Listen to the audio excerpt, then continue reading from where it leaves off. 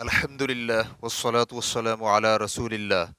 شفاف ناخن پالش کا وضو پر اثر۔ سوال کیا گیا ہے، بہت سی مسلم خواتین ایک خاص ناخن پالش کا استعمال کرتی ہیں کیونکہ ان کے مطابق اس پالش کے استعمال کرنے پر ناخن تک پانی پہنچتا ہے، تو انہیں یہ بھی سننے کو ملا ہے کہ یہ ناخن پالش حلال ہے اور بڑی آسانی سے اسے استعمال بھی کرتی ہیں۔ لیکن مجھے چیدہ چیدہ خواتین ہی ایسی ملی ہیں جنہوں نے اسے استعمال کیا ہے اور وہ اس کے حلال ہونے کا دعویٰ بھی کرتی ہیں۔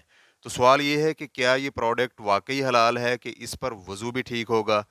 الجواب بعون اللہ سبحانہ و تعالی۔ اگر ناخن پالش چاہے کسی بھی نام سے ہو اور کسی بھی جگہ سے بنی ہو، صرف رنگ ہے، اس کی تہ ناخن پر نہیں بنتی، یعنی ناخن تک پانی سرایت کر سکتا ہو اور اس کا ناخن پر چھلکا سا نہیں بنتا، تو ایسی صورتحال میں وضو درست ہوگا، اسے ہٹانا ضروری نہیں ہے۔ اور اگر ناخن پالش کی ناخن پر تہ بن جاتی ہو اور اس کی بنا پر ناخن تک پانی نہ پہنچتا ہو تو پھر وضو سے پہلے اسے اتارنا ضروری ہے، کیونکہ وضو درست ہونے کے لیے یہ شرط ہے کہ وضو والے سارے عضو پر پانی پہنچے اور درمیان میں کوئی بھی رکاوٹ نہ ہو۔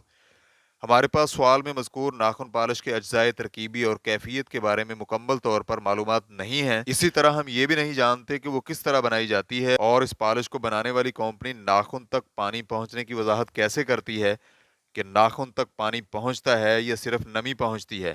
لیکن ہمیں کافی حد تک یقین ہے کہ اس پالش کی وجہ سے ناخن تک پانی نہیں پہنچتا ہوگا۔ چنانچہ اگر صرف نمی ناخن تک پہنچتی ہے تو یہ وضو کے لیے کافی نہیں ہے، کیونکہ وضو کے لیے اعضاء پر پانی بہانا شرط ہے، صرف نمی پہنچنا کافی نہیں ہے۔ اسی طرح تھوڑی سی جگہ کو بھی جان بوجھ کر خشک رکھنا جائز نہیں ہے، جیسے کہ ابو داؤد رحمہ اللہ نے صحیح سند کے ساتھ چند صحابہ اکرام سے بیان کیا ہے کہ نبی علیہ الصلوۃ والسلام نے ایک آدمی کو نماز پڑھتے ہوئے دیکھا اور اس کے پاؤں میں درہم کے برابر جگہ خشک تھی جہاں پانی نہیں پہنچا تھا، تو نبی علیہ الصلوۃ والسلام نے اسے وضو اور نماز دوبارہ ادا کرنے کا حکم دیا۔ چونکہ ہم خود مذکورہ پالش کو نہیں جانتے اور نہ ہی ہمارے تجربے یا مشاہدے سے اس کا گزر ہوا ہے، تو ہم پہلے ذکر شدہ شرعی قاعدہ بیان کرنے پر ہی اکتفا کریں گے اور اس بارے میں تطبیق اہل تخصص کے لیے چھوڑتے ہیں، کیونکہ وہ اس پالش کی ماہیت اور اجزائے ترکیبی کے بارے میں زیادہ اچھی طرح بتلا سکتے ہیں۔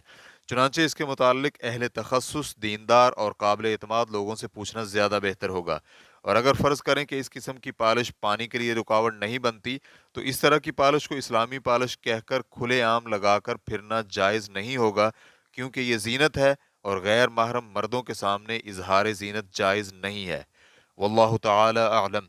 اسلام کیو اے ریکارڈنگز، مؤسسۃ الشیخ محمد صالح المنجد، المملکۃ العربیۃ السعودیہ، فتویٰ نمبر 202971۔ والسلام علیکم ورحمۃ اللہ وبرکاتہ۔